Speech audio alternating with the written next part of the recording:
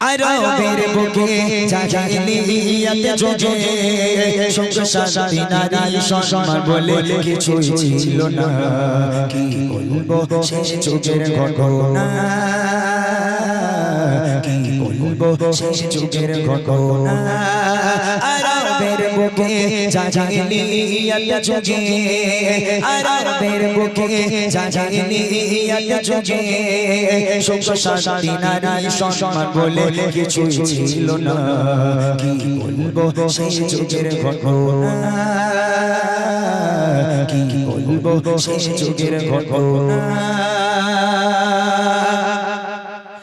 এক মানব প্রিয় নবীকে শোনায়, ডুবে আছি নবী আমি গুনায়। এক মানব প্রিয় নবীকে শোনায়,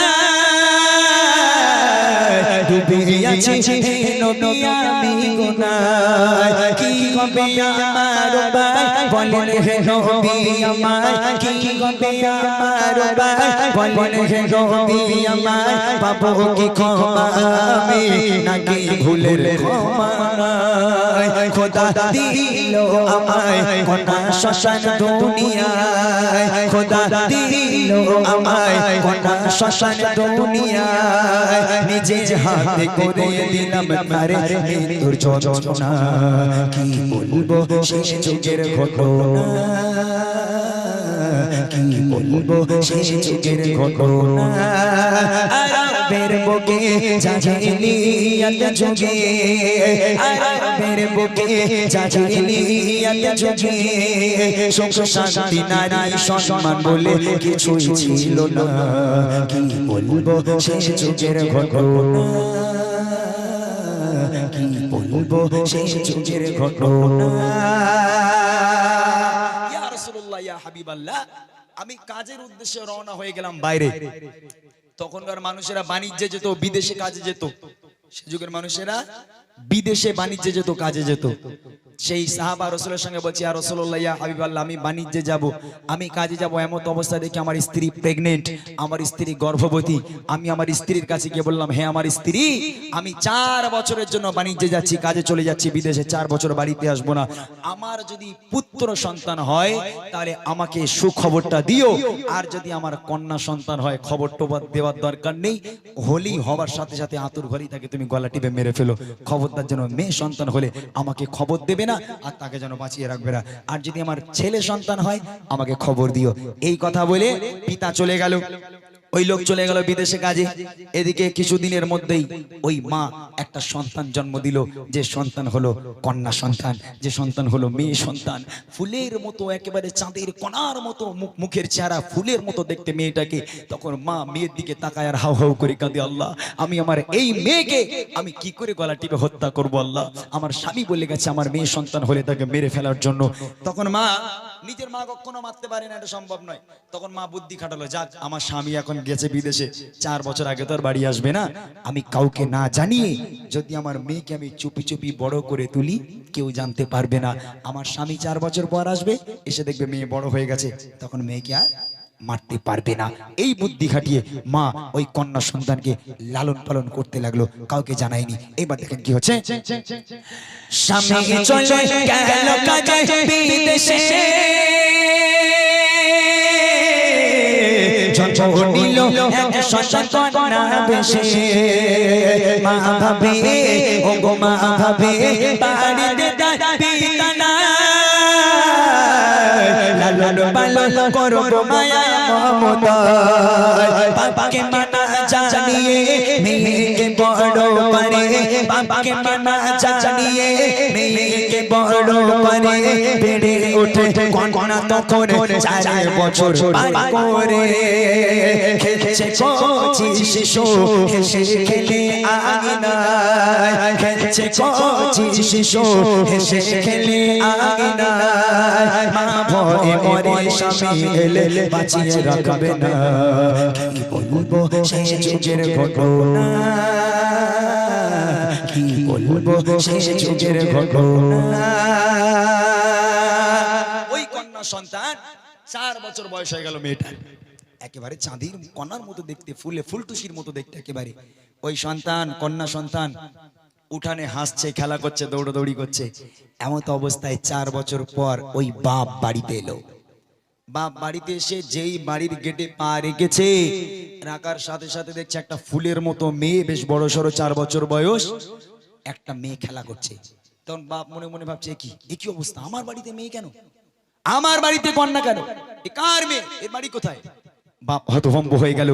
এই কথা চিন্তা করতে করতে হঠাৎ করে মেয়ে কোথায় ছিল দৌড়ে এসে বাপকে জড়িয়ে ধরেছে। জড়িয়ে ধরে বলে, আব্বা আপনি ভালো আছেন? কতদিন আপনাকে দেখিনি আব্বা, মায়ের মুখে আপনার কত কথা শুনেছি আব্বা। আব্বা আমি আপনার কন্যা, আমি আপনার মেয়ে আব্বা, আমার কথা কি একটু মনে হলো না? এই কথা বাপ বলে যেই ডেকেছে মেয়েটা, তখন বাপ রেগে মেয়েটাকে সরিয়ে দিয়ে বাপ চলে গেল ঘরের মধ্যে। কারোর সঙ্গে কথা বললো না, মেয়ের সঙ্গে কথা বললো না, স্ত্রীর সঙ্গে কথা বললো না, রাগে রাগান্বিত হয়ে ঘরের মধ্যে চলে গেল। এই দেখেন কি হচ্ছে। একদিন ফিরে এলো তার স্বামী, দেখে ফটো ফটো কন্যা সন্তান তার বাড়ি, হবে তার বাড়ি কি করে, আর সেই মেয়ে ছুটে এসে জড়িয়ে ধরে, বলে আব্বু আমায় দেখো না, আমি যে তোমার সোনা, আব্বু আমায় দেখো না, আমি যে তোমার সোনা, বহুদিন ধরে তোমায় ছিল দেখার বাসনা, আজ হয়েছে পুরো, আব্বু আছো গো কেমন, আজ হয়েছে পুরো, আব্বু আছো গো কেমন। এই দৃশ্য দেখে পিতার মাথা ঠিক থাকে না, কি বলবো সেই যুগের ঘটনা, কি বলবো সেই যুগের ঘটনা। একদিন হয়ে গেল, 2 দিন হয়ে গেল, গোটা 4-5 দিন হয়ে গেল। হবার পর একদিন পিতা স্ত্রীর কাছে এসে বলছে, যাকগে মেয়ে সন্তান যখন জন্ম দিয়েছো, মেয়ে বড় হয়ে গেছে, ফুলের মতো দেখতে, তো মেয়েকে আর মেরে লাভ নেই, তুমি একটা কাজ করো, তুমি তোমার মেয়েকে সুন্দর করে একটু সাজিয়ে দাও, আমি ওর মামার বাড়ি দিক থেকে ঘুরিয়ে আনি। বাপ স্ত্রীকে বলছে। স্ত্রী খুশিতে ভাগে ভাগ, যাক আমার পাষাণ হৃদয় স্বামী, যার মন এত কঠোর, আজকের সেই স্বামী নাকি আমার মেয়েকে কবুল করে নিয়েছে, আমার মেয়েকে নিয়ে ঘুরতে যাবে বলছে। তা মা আনন্দের সঙ্গে সুন্দর করে মেয়েটাকে সাজালো, সাজানোর পর বাপের হাতে তুলে দিল, যান আমার মেয়েকে নিয়ে আপনি মামার বাড়ি থেকে ঘুরে আসুন। বাপ মেয়ে এইবার রওনা হয়ে গেল। হাঁটতেই রয়েছে, হাঁটতেই রয়েছে, মরুর পথের উপর থেকে হাঁটতেই রয়েছে, থামার কোনো জায়গা নাই, না আছে পানি, না আছে কোনো ছায়া। তখন মেয়ে আব্বাকে বলে, আব্বা আব্বা আপনি আমাকে কোথায় নিয়ে যাচ্ছেন আব্বা, আব্বা আপনি কোথায় নিয়ে যাচ্ছেন আমাকে আব্বা, আব্বা আমি যে আর হাঁটতে পারি না আব্বা, পিপাসায় কলিজাটা ফেটে যায় আব্বা, একটু ছায়াও নেই, একটু পানি নেই আব্বা, আপনি আমাকে কোথায় নিয়ে যাচ্ছেন? বাপ কোনো কথা শোনে না, মেয়ের হাত ধরে টানতে টানতে নিয়ে যায়, আর মেয়ে অঝরণ কাঁদে, আব্বা আমি আর যেতে পারবো না আব্বা, আমার পিপাসায় কলিজা ফেটে যায়। বাপ আর মেয়ের কোনো কথা শোনে না। এইবার দেখেন কি হয়। রওনা ও গো রওনা হয়ে যায় বাবা মেয়ে, আনন্দে চলে মেয়ে তার বাপ পেয়ে, মরুর বালল ওপার দিয়ে হেঁটে যায়, বলে আব্বু বলো আমরা যাচ্ছি কোথায়, আমি চলতে আর পারি না, পিপাসায় কলিজা খানা, চলতে আমি পারি না, পিপাসায় কলিজা খানা ফেটে যায়, আব্বু আমায় বাড়ি নিয়ে চলো না, কি পাষাণের হৃদয় তার শোনে না কথা, কি পাষাণের হৃদয় তার শোনে না কথা, আব্বু আব্বু বলে কাঁদে মেয়ে ফিরেও দেখে না, কি বলবো সেই যুগের ঘটনা, কি বলবো সেই যুগের ঘটনা।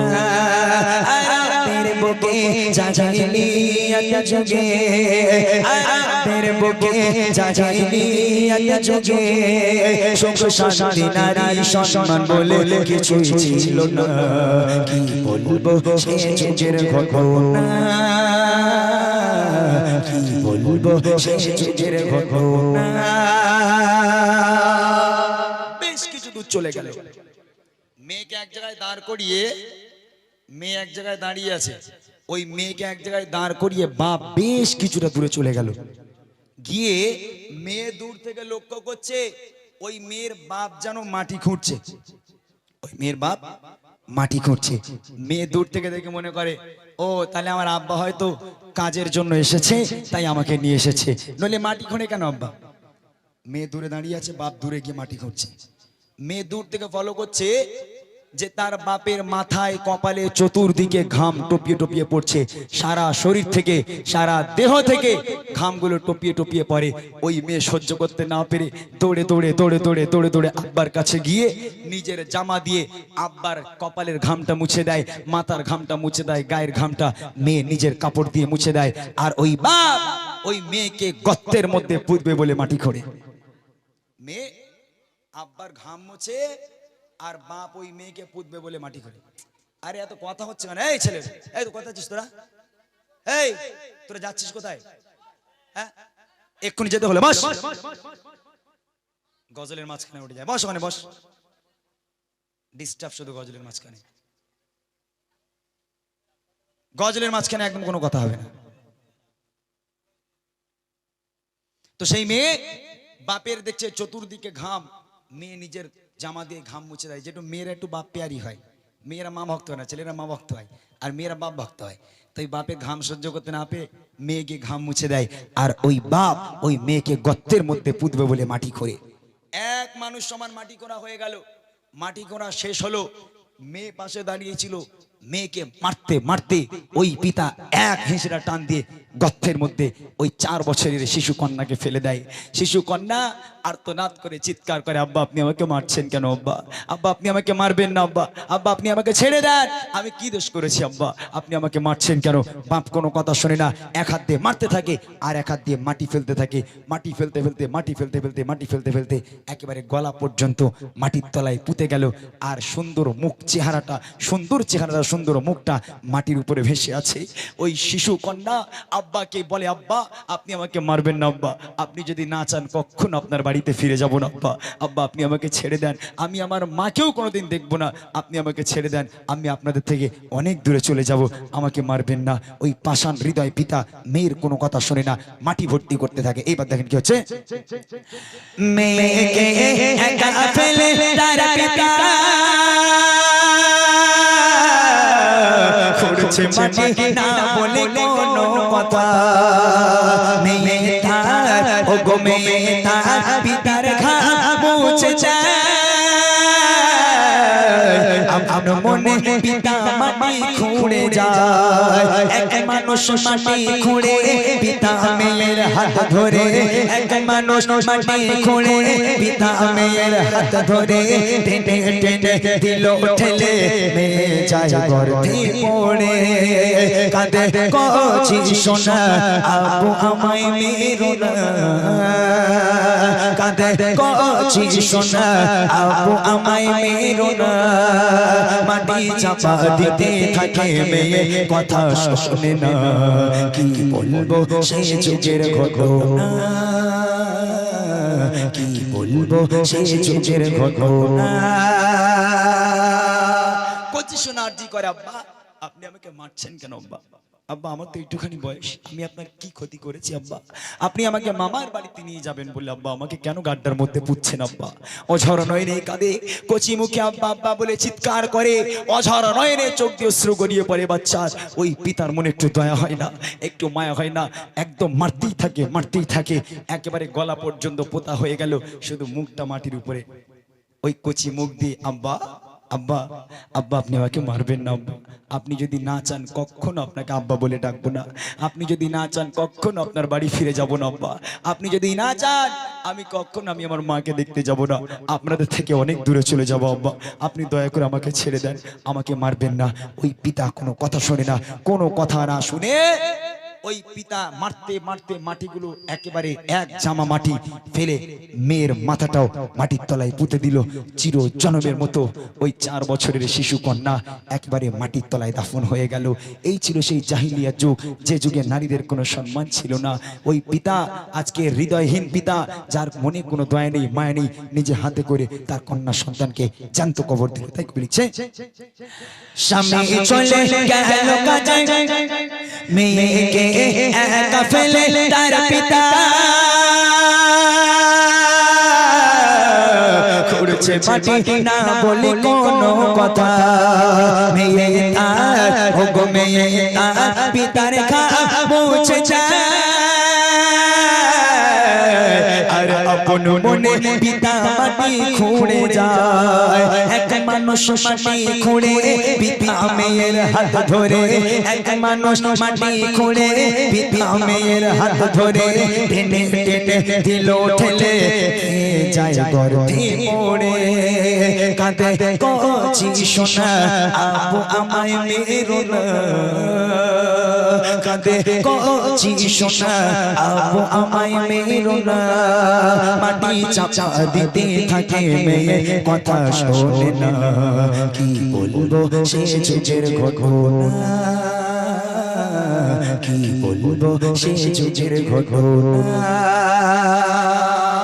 ইয়া রাসূলুল্লাহ, ইয়া হাবিবাল্লাহ, আমি আমার নিজের কন্যা সন্তানকে এইভাবে দাফন করেছি, আপনি বলেন এ ভুলের কি কোনো ক্ষমা আছে? আমার নবী সেদিন এত কান্না কেঁদেছিল, নবীর চোখের পানিতে পুরো দাড়ি মোবারকটা ভিজে। আল্লাহ রসুল যে পিরহান মোবারকখানা পড়েছিল, পুরো পিরহানটা চোখের পানিতে ভিজে গেল। হায় আফসোস, হায় আফসোস, কেমন পাষাণ হৃদয় তোমার বাপ, আজকে তুমি তোমার নিজের মেয়েকে এইভাবে জ্যান্ত কবর দিলে। সেই দিন থেকে আল্লাহ রসুল নারীদের সম্মানকে অনেক বাড়িয়ে দিয়েছে, এবং আল্লাহ রসুল বলেছে যার বাড়িতে কন্যা সন্তান জন্ম নেবে, যার বাড়িতে মেয়ে সন্তান জন্ম নেবে, আল্লাহ পাক আল্লাহ তাআলা তার বাড়িতে রহমত এবং বরকতে পরিপূর্ণ করে দেবে। জোরে বলুন না সুবহানাল্লাহ। কত মানুষ আছে যদি গর্ভবতী মা হাসপাতালের বেডে শুয়ে মেয়ে সন্তান জন্ম দেয়, শাশুড়ি বলে এই খোকা খবরদার যাবিনি, মেয়ে হয়েছে। ছেলে হলে যাওয়া যেত, মেয়ে হয়েছে যাওয়া যাবে না, মেয়ে হয়েছে মানে 3 লাখ টাকা চলে যাবে, ছেলে হলে 2 লাখ টাকা আসতো। এখন এরকম লোক নেই। আজকের আল্লাহ রসুল নিজেই বলছে যার বাড়িতে মেয়ে সন্তান জন্ম নেবে, আল্লাহ পাকের রহমত এবং বরকত সেই বাড়িতে পরিপূর্ণ হয়ে যাবে। সেদিন থেকে আমার আপনার নবী নারীদের সম্মানকে অনেক বাড়িয়ে দিয়েছে। শেষ কথা কবে লিখছে, মাটির তলে দেহ মুক্তি বার করে, কেঁদে কেঁদে বলে আপু দাও ছেড়ে, শেষে বার ওগো শেষে বার মাকে দেখতে দাও না। মাটি চাপা দিয়ে দিল মুখানা, আঘা কি পাষাণ হৃদয় একটু কি দয়া না হয়, আঘা কি পাষাণ হৃদয় একটু কি দয়া না হয়। এই কথা শুনে প্রিয় নবীর কেঁদে বুক ভেসে যায়, বলে নবী আঙ্গিরা তোমার কন্যা শ্মশান, বলে নবী আঙ্গিরা তোমার কন্যা শ্মশান। ঘরের রহমত বরকত সবই অবহেলা করো না, কি বলবো সে যুগের ঘটনা, কি বলবো সে যুগের ঘটনা। আরবের বুকে জাহিলিয়াত যুগে, আরবের বুকে জাহিলিয়াত যুগে সুখ শান্তি নারী সম্মান বলে কিছু ছিল না, কি বলবো সে যুগের ঘটনা, কি বলবো সে যুগের ঘটনা, কি বলবো সে যুগের